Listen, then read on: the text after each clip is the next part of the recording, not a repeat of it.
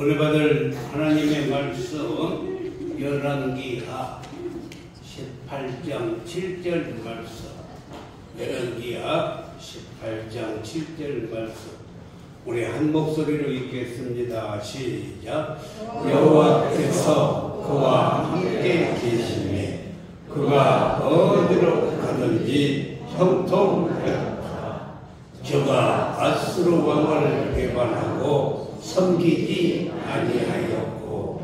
아멘. 사랑하는 성도 여러분, 오늘 본문 말씀을 보면 여호와께서 그와 함께 하심에 그가 어디로 가든지 형통하였더라.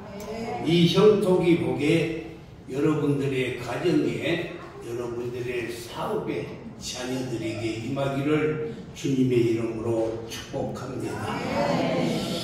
히스기야 왕은 남유다 13대 왕으로서 이 남유다를 29년간 통치했던 왕입니다.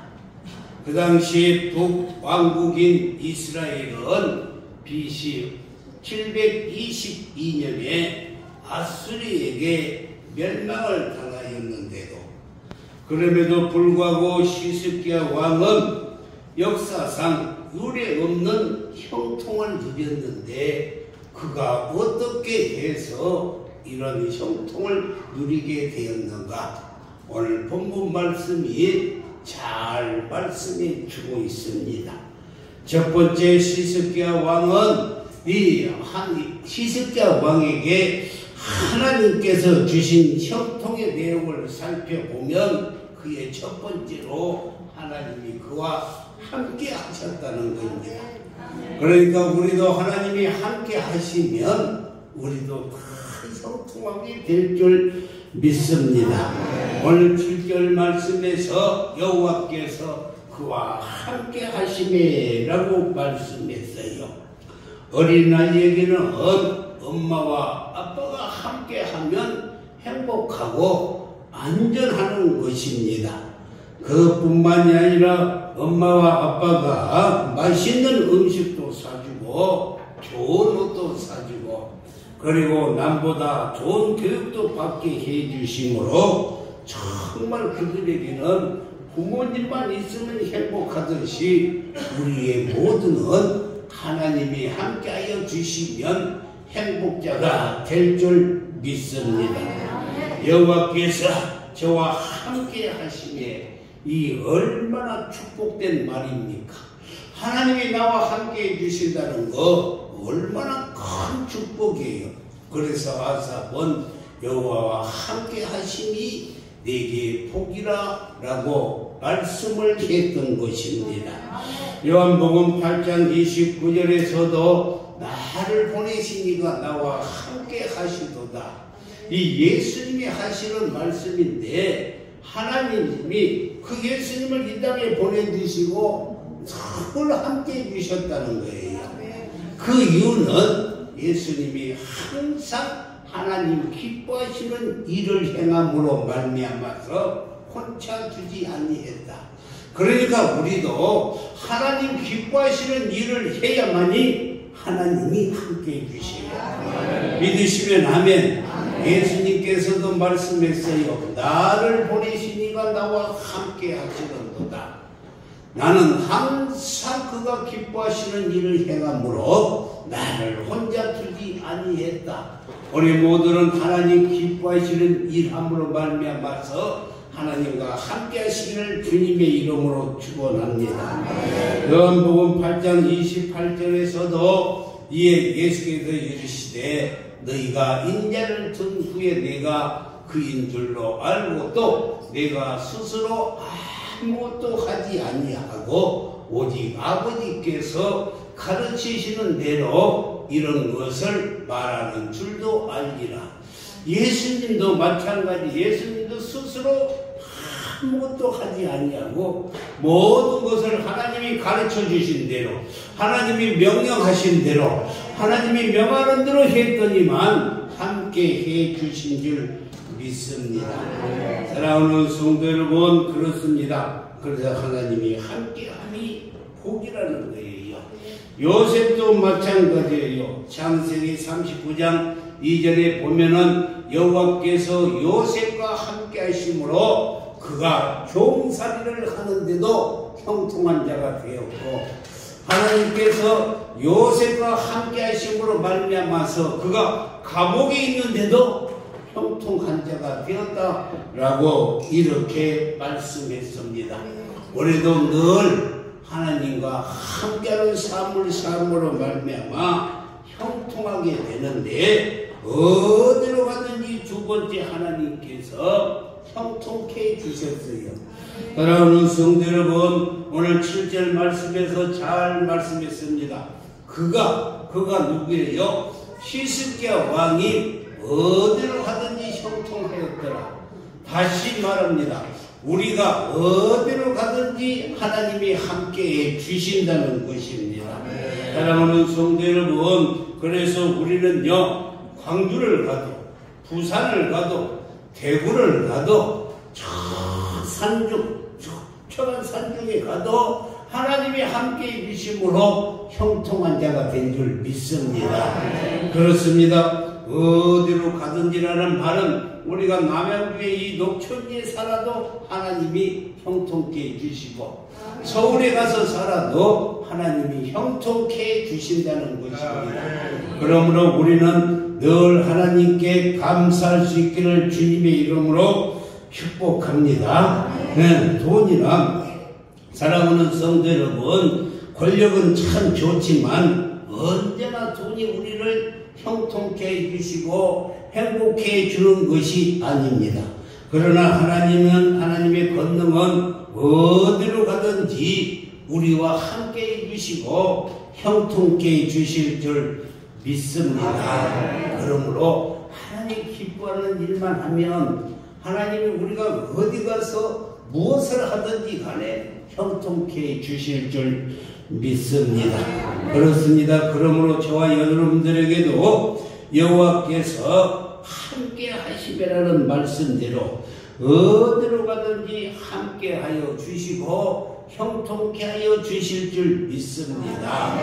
여호수아 1장 7절 말씀에 보면은 오직 강하고 극히 담대하여 나의 종 모세가 내게 명령한 그 율법을 다 지켜 행하고 좌로나 우로나 치우치지 말라. 다시 말하자면 하나님만 바라보고 살아라. 그러면은 네가 어디로 가든지 형통케 해주시겠다는 거예요. 하나님 기뻐하는 일하고 하나님 바라보고 강하고 담대하기만 하면 어디로 가든지 하나님이 형통케 해주실 줄 믿습니다.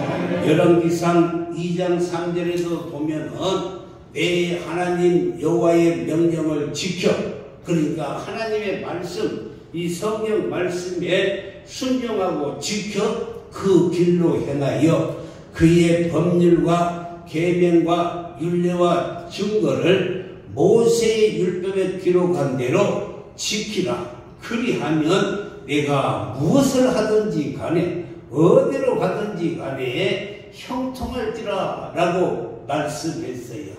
그러나 우리가 어디에 있든지 간에 하나님의 말씀과 계명을 지키기만 하면 하나님께서 형통케 해주세요.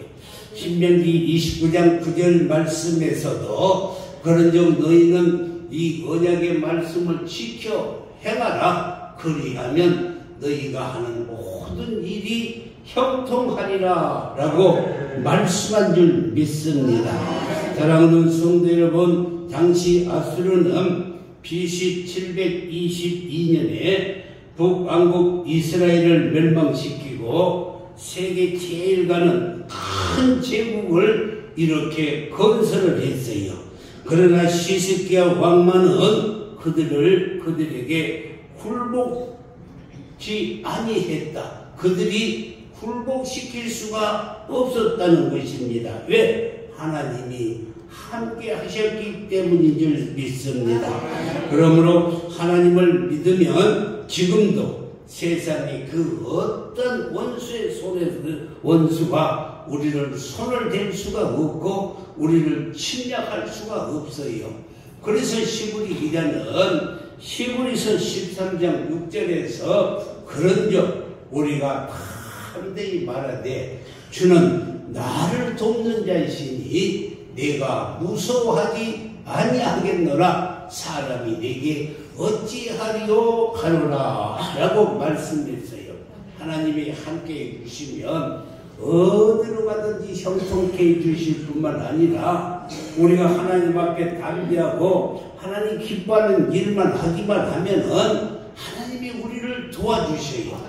그래서 우리는 조금도 두려워할 필요도 없고 무수할 필요도 없어요. 왜? 사람이 우리를 하나님이 붙잡고 있는데 어떻게 하겠느냐 이 말인 것입니다.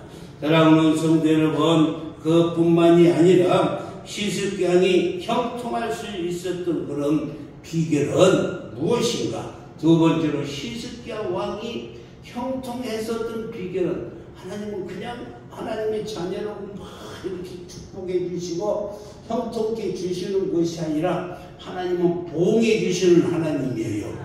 그러면 히스기야이 어떻게 형통할 수 있었을까? 그의 첫 번째로 보니 히스기야는 하나님 보시기에 정직하니 행하였다.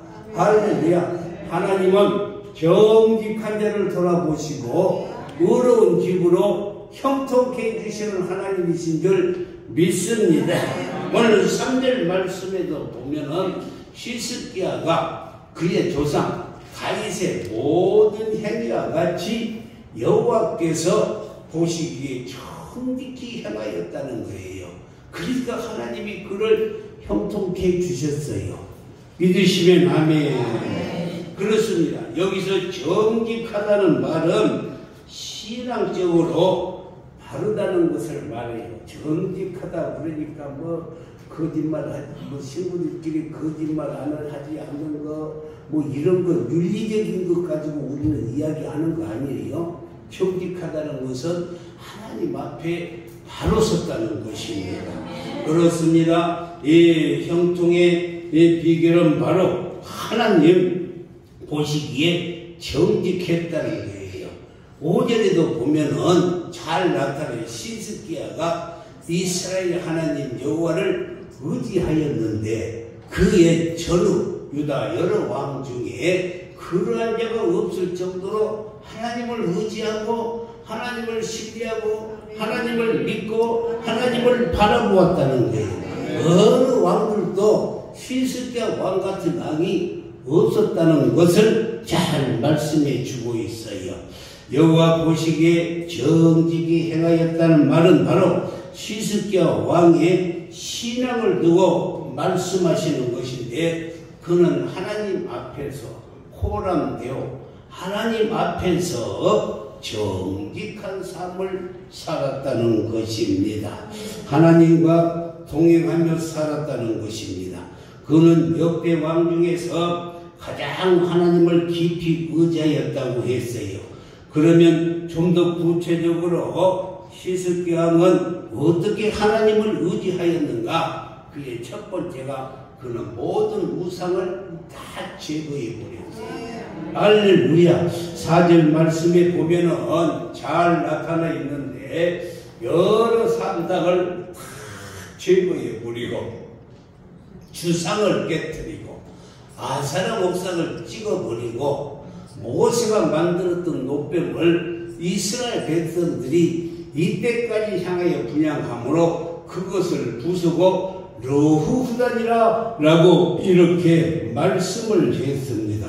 여러 산당을 제했다는 것은 주상, 돌 기둥을 깨뜨려 버리고 그리고 여기서 주상이라는 가나안 사람들이 숭배하고 섬겼던 바알 석상을 말하는 것입니다.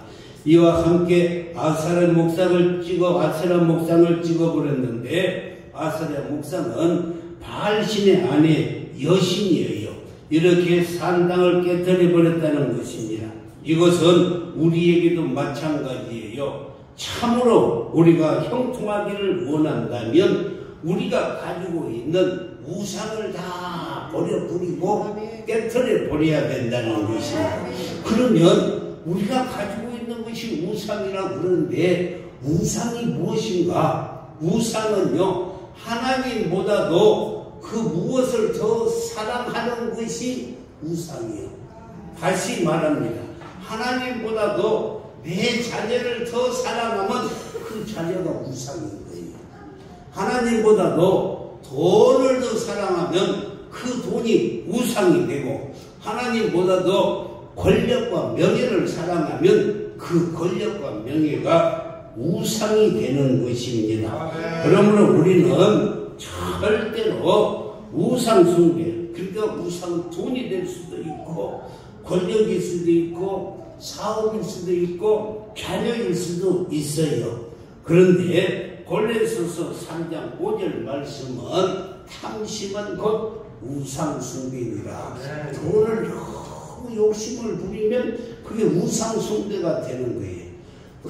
자녀들을 사랑하는데 너무너무 하나님보다도 더 사랑하면 그 자녀가 우상 숭배가 된다니까요.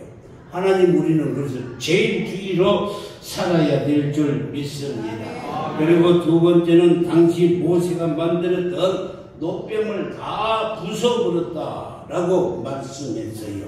열왕기하 18장 4절 말씀에 보면은 잘 모세가 만들었던 노뱀을 부수고 넣었으라니라 라고 말했다고 말씀했어요. 사랑하는 성도 여러분, 이스라엘 백성들이 민수기 21장을 보면은 모세를 향해서 다 원망하고 불평했어요. 이스라엘 백성들이 하나님과 모세를 원망하기 시작했어요. 맛있는 음식도 없고 그리고 물도 없어서 우리를 이 광야에서 죽게 만든다 하고 원망하고 불평했어요. 그래서 하나님께서 그 원망의 소리를 듣고 불뱀을 내보냈어요. 그래서 그 불뱀이 원망하는 자들을 다 물어서 죽게 만들었어요. 이제 그들이 다 원망하다가 죽게 되었으니 다시 회개하고 모세에게 달려와서 우리를 좀 구원해주라. 구원해주라. 그럴 때 모세가 하나님께 기도했어요. 하나님, 원망과 불평을 한 이들이 이제 회개했으니 이 죽을 병에서 고쳐주세요. 이렇게 기도했더니만 하나님께서 불뱀을 갖다가 어떻게 없었냐, 물린 자들을 어떻게 살렸냐면은 구리를 가지고 뱀을 만들었어요. 뱀의 형상을 만들어 가지고 저 창대에 높이 올려놓고 그걸 바라보는 자는 다 치료를 받게 해 주셨던 것입니다. 사랑하는 성도 여러분, 그렇습니다. 그러므로 우리는 어디든지 간에 원망 불평해서는 안 돼요. 특별히 교회에서나 가정에서나 직장에서 원망 불평하면은 그 원망하는 한 사람들 때문에 원망이 다 퍼지는 거예요. 불평이 다 퍼지는 거예요. 회사에서도 절대 불평하면 안 돼요. 아멘. 한 사람이 한 사람을 없어. 회사에 가서 일하는 직장에서 절대 불평하면 안 됩니다. 내가 하나가 불평으로 말미암아서 다른 사람들도 다 그렇게 불평하게 돼요. 그래서 하나님께서 노뱀을 만들어서 딱 세워주시고 바라보는 자는 다 살게 해주세요. 요한복음 3장 14절과 15절 말씀을 보면은 모세가 광야에서 뱀을 든 것 같이 인자도 들려야 하니라. 이 말은 모세가 그 이스라엘 백성들을 광야에서 구리뱀을 만들어서 들었던 것 같이 인자도 십자가에 들려야 한다는 것입니다. 그리고 15절에서 이는 그를 믿는 자마다 영생을 얻게 하려 합니다. 그 불뱀을 구리뱀으로 만든 그것을 바라보는 자는 다 치료를 받았던 것처럼 십자가에 달리신 예수 그리스도를 믿는 자마다 구원을 받게 해 주신다라고 말씀을 했습니다. 사랑하는 성도 여러분, 여기서 우리가 발견하는 중요한 사실은 비록 본문에 나오는 노뱀처럼 아무리 하나님께서 명령하셔서 만든 것이라 할지라도 그것이 하나님을 대신하는 신앙의 대상은 될 수 없어요. 알기 쉽게 이야기를 합니다. 이 천주교에 가면은 성모 마리아상을 만들어 놓고 거기다 탁 숭배하고 거기에 절하고 그래요. 그건요, 성모 마리아는 예수님이 이 땅에 올 수 있도록 배를 빌려서 태어나는 것밖에 아니에요. 그런데 성모 마리아를 숭배하고 있다는 거예요. 그것이 잘못이라는 것입니다. 사랑하는 성도 여러분, 분명히 말하지만 비록 우리가 십자가로 할지라도 그것을 주술적으로 생각을 하면 아니 돼. 우리가 십자가 가지고 있지요. 십자가를 들고 십자가가 나에게 축복을 주는 것처럼 생각하면 안 된다는 거예요. 하나님이 우리를 축복해 주시지 십자가가 축복해 주시는 것이 아니고, 십자가는 예수님이 십자가에 달려서 우리의 죄를 속량해 주시려고 올라가서 십자가에 올라가서 속량해 주시려고 그때 쓰는 것 뿐이에요. 그 십자가에 능력이 있는 것이 아니고 예수 그리스도에게 능력이 있다는 것을 우리는 꼭 기억해야 할 줄 믿습니다. 우리의 신앙과 예배의 대상은 오직 살아계신 성삼위 하나님밖에 없습니다. 할렐루야. 하나님은 영이셔요. 그렇습니다. 그러므로 어떤 형상을 만들어서 그 안에 하나님을 가둘 수가 없어요. 가두어서는 아니 되는 것입니다. 또 하나님은 영이시기 때문에 신령과 진정으로 섬겨야지 인간의 방법으로 섬겨서는 아니 돼요. 하나님은 영이시고요. 육체가 없어요. 육체가 없어요. 그래서 신령과 진정으로 드리는 예배가 어떤 예배인가? 요한복음 4장 24절에서 하나님은 영이시고요. 영이에요. 영. 하나님은 그러면 예를 들어서 이야기해 봅시다. 그 하나님이 나타났는데 미국 사람들이 꿈에 하나님이 나타나는 사람은 어떻게 나타날까? 우리가 잘 알 수 있도록 미국 사람들은 양복을 입고 있으니까 양복을 입고 나타나. 우리가 하나님을 꿈에 보면 하나님이 어떻게 나타날까? 옛날에 한복 입고 살고 도포 입고 살아서 한복 입고 도포 입고 이렇게 나타나는 거예요. 우리가 잘 알게 하기 위해서. 그런데 여기서 예배하는 영은 성령으로, 할렐루야, 진리는 예수로, 예수님이 진리니까 예수로 예배하는 거예요. 그래서 목사님이 항상 예배 시간에 종을 딱 치고 시작하면 뭐라고 말해요? 하나님은 영이시니 예배하는 자가 신령과 진정으로 예배할지니라. 우리가 성령과 진리 되신 예수님으로 예배하는 것이기 때문에 항상 그것을 선포하는 거예요. 할렐루야. 사랑하는 성도 여러분, 우리가 진리가 되신 예수님의 이름으로 할렐루야, 즉 성령이 역사하시는 예배, 제대와 이 전통에 얽매이는 예배가 아니라 산 예배를 드리는 것이에요. 성령으로 믿으시면 아멘. 그리고 두 번째, 히스기야 왕이 축복을 받았던 이유는 하나님과 동행하면서 그 계명을 다 지켰어요. 할렐루야. 오늘 6절 말씀에 보면은 모세에게 명령한 계명을 다 지켰더라. 하나님께서, 여호와께서 모세에게 명령한 모든 것을 다 지켰어요. 6절에 보면은 찰나 모세에게 명령한 죄를. 여러분요, 이 히스기야 왕이 크게 두 가지를 말씀하고 있는데, 첫째는 여호와 하나님과 연합하여 떠나지 아니했다는 거다고. 여호와 하나님과 연합하여 떠나지 아니했다는 것과, 두 번째는 모세에게 명령한 계명들을 다 지켰다는 거예요. 그래서 하나님께서 히스기야가 어디를 가든지 형통케 해주셨다는 것입니다. 이것이 바로 형통의 비결이에요. 히브리서 11장 5절에 보면은 에녹은 믿음으로 하나님을 기쁘시게 한 자는 인정을 받았어요. 큰 칭찬을 받았습니다. 하나님을 기쁘시게 한 자는 이 인정, 증거를 받았어요. 그런데 창세기에 나오는 그에 대한 기록을 보면은 그가 한 것은 무두셀라를 낳고 300년 동안 하나님과 동행했다라는 그 이야기뿐이에요.